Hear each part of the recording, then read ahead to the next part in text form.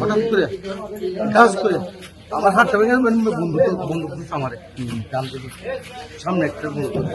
তখন আমি আর লড়াফড়া করতে পারি, লড়াফড়া করলাম আমি মারবো, তখন আমি হাত ভেঙে গেছে তো থামে গেছে। আমি তো এটা কিছুতেই জানি না, চিনি না, আমি জানি না ওদের হাতে কি অস্ত্র ছিল? অস্ত্র তো ওখানে ছিল, 7-8 জন ছিল।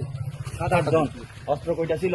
অস্ত্র দুই একটা ছিল, আমি দেখছি আমার ভাইয়ের আমার জামাতে করছে বাইরে বাইরে। যেতে যেতে কতটুকু গেছি 14 নম্বর ব্রিজের এখানে হঠাৎ করে গাছ ফেলে দিছে ডাকাত দল, 10-12 জন হবে ডাকাত দল। গাছ ফেলার পরে আমরা বাসওয়ালাকে অভাব টান, ড্রাইভার সব টানেন এরকম বলছি, টানেন নাই। তারপর ডাকাত দল উঠছে, উঠার পরে চেক করছে, চেক করে চলে যাচ্ছে। তারপর যে হুট করে একজন কে জানি ওদের টিম আর আমার সাথে যে ছিল ওকে দেখাই দিছে।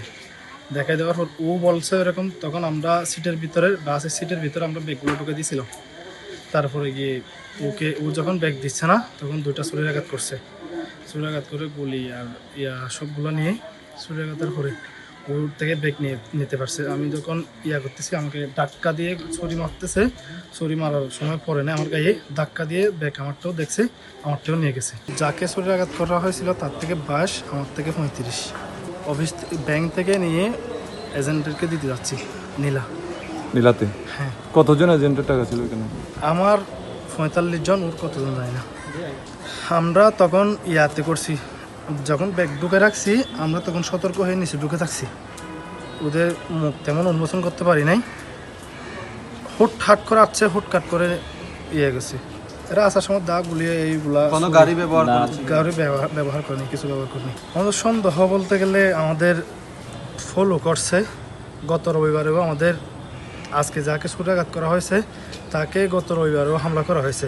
ড্রাইভার ছুটি থাকার কারণে ড্রাইভার গুলিকে পরোয়া না করে ড্রাইভার চলে গেছে। আজকে আমার মনে হয় ড্রাইভার ওদের টিম যার কারণে গাড়ি ছাড়ে নেই, ওরা আস্তে আস্তে গাড়ি চলে যেতে পারতো। আমরা বাপ চলে যাও, বাপ টানো, গাড়ি টানো, ড্রাইভার গাড়ি টানো, গাড়ি টানে বসে থাকছে।